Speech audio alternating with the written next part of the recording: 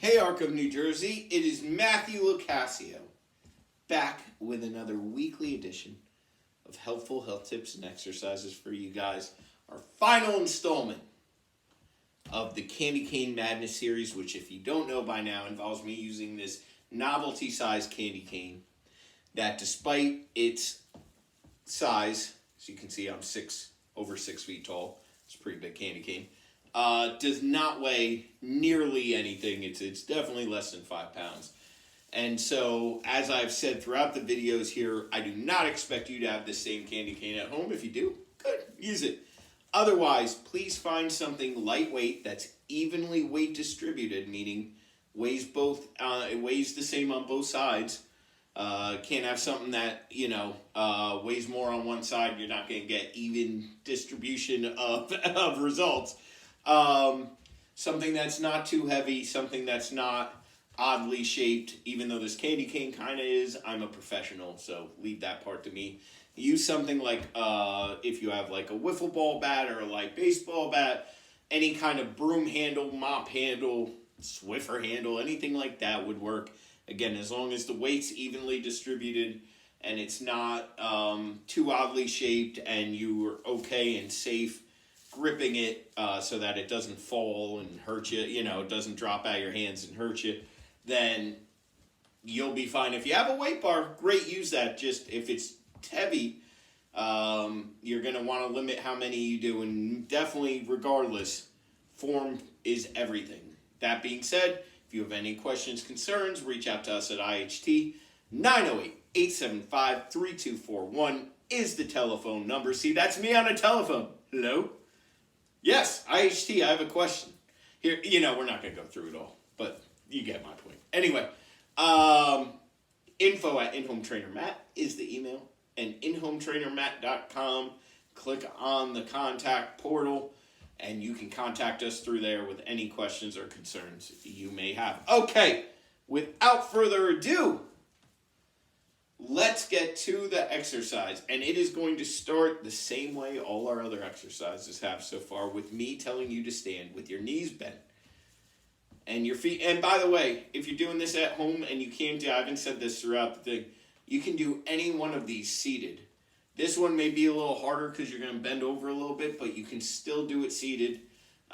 So you just do everything the same from a seated position, okay?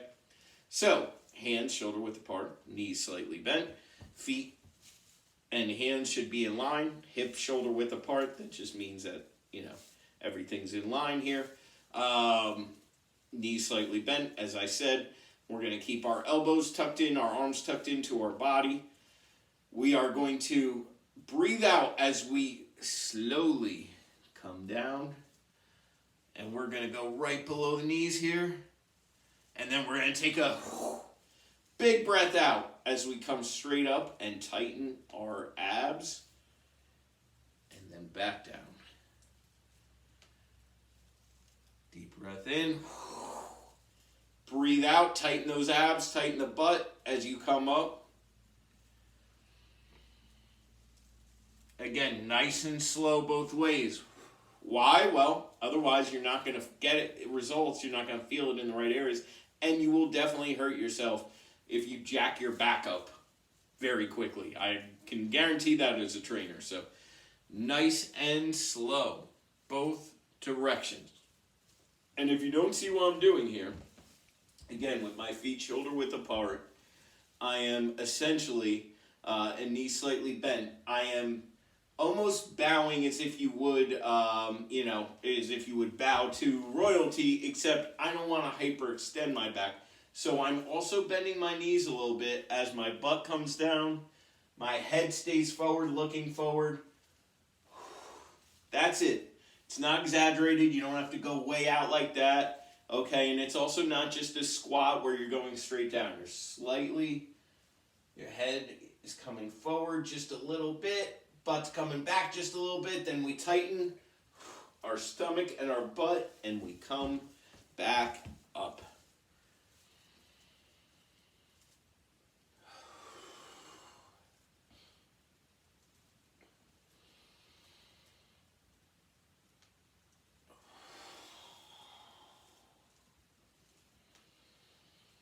Again, let that candy cane, mop, Swiffer, whatever you're holding, go right past your knees. Let's do 2 more. Ready? There's 1. And there is 2. There you go. And by the way, if you can't do anything where you're bending down like that, here, I got a sub one for you. Ready? Straight arm raises. It'll go well with the shoulder one we did last week. Keep those arms in and go straight up to the chest. Just like that. Just go to chest level. Nice and slow both directions. Again, with both these exercises I just showed you, you can do up to 20 if it weighs nothing like this weighs. Though I would be careful, especially with the lower back one. Maybe limited to 15 at first. If it does have any weight to it, anything 10 pounds or heavier or near that, I would start with 10 to 12 and then go from there. Because again, we can't put the genie back in the bottle. You can't take away what you've already done.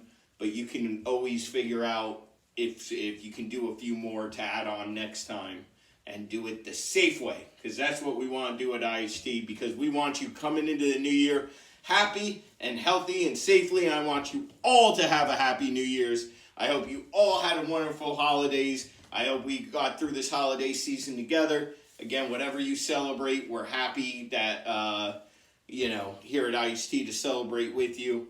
And we know it's a tough time of year, but we'll get through it together. And I will see you in 2024, Ark. In 2024, that's crazy. Have a wonderful year. I'll see you next year. I know everyone uses that line. I'll talk to you soon, Ark. Bye.